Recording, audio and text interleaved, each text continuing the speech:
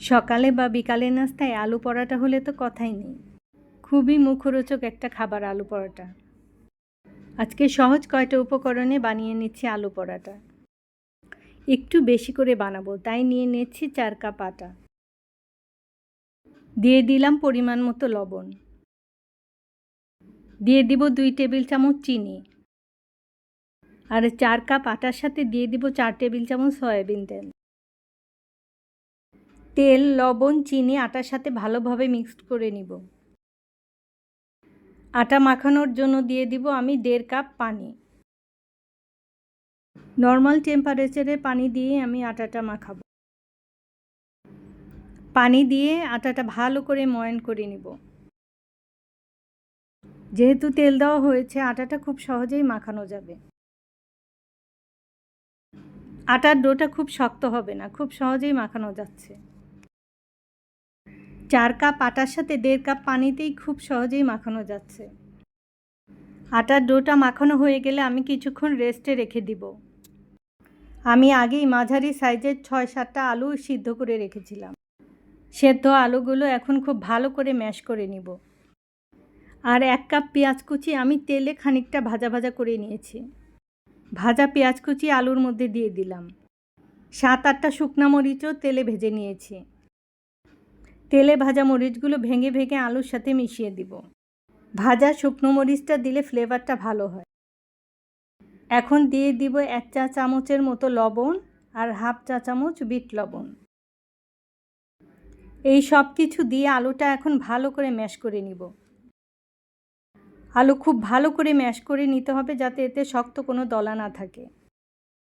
এই আলু মাখানোটা দিয়ে কিন্তু পুরিও বানানো যায়।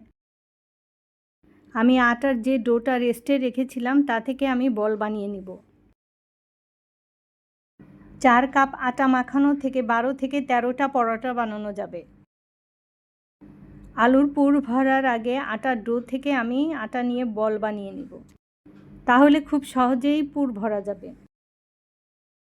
প্রতিটা বল আমি চেপে চেপে বাটির মতো বানিয়ে এর ভেতর আমি আলুর পুর ভরে দিব। আলুর পুর যত বেশি দেওয়া যাবে পরোটা খেতে তত টেস্ট হবে।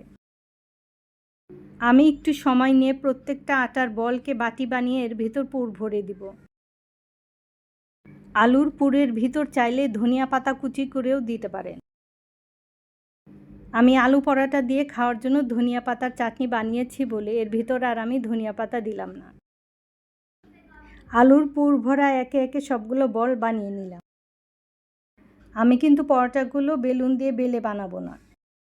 রুটি বানানোর পিঁড়িতে তেল মাখিয়ে নিয়ে আর আমার হাতে তেল লাগিয়ে নিয়ে চেপে চেপে পরোটা বানাবো। হাতে খানিকটা তেল নিয়ে এভাবে চেপে চেপে খুব সুন্দর করে পরোটা বানানো যায়। তেল দিয়ে চেপে চেপে আমি একে একে সবগুলো পরোটা বানিয়ে নিলাম। একটা একটা করে বানিয়ে একটা একটা করেও ভাজা যাবে। সবগুলো পরোটা বানিয়ে একসাথে রেখে দিলে অনেক সময় লেগে যেতে পারে। চাইলে একটা একটা করে বানিয়ে একটা একটা করে ভেজে নিতে পারবেন। বেশি তেল দিয়ে এই পরোটা ভাজার দরকার নেই, অল্প তেলেই সুন্দর ভাজা হয়ে যাবে। আমি চেপে চেপে এভাবে উল্টে উল্টে পরোটাগুলো ভেজে নেব। আমি একটা একটা করে তেল দিয়ে চেপে চেপে পরোটা বানিয়ে প্রত্যেকটা পরোটা ভেজে নিচ্ছি। পরোটা ভেজে নিয়ে গরম গরম খেতে পারলেই মজা বেশি লাগবে।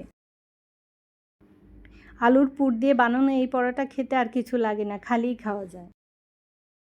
এভাবে আমি সবগুলো পরোটা বানিয়ে নিলাম। গরম গরম আলু পরোটা কার কার পছন্দ? আমি আর কথা না বাড়িয়ে আগে এই চাটনি দিয়ে আলু পরোটা খেয়ে নিচ্ছি। আশা করছি সবাই ভালো থাকবেন।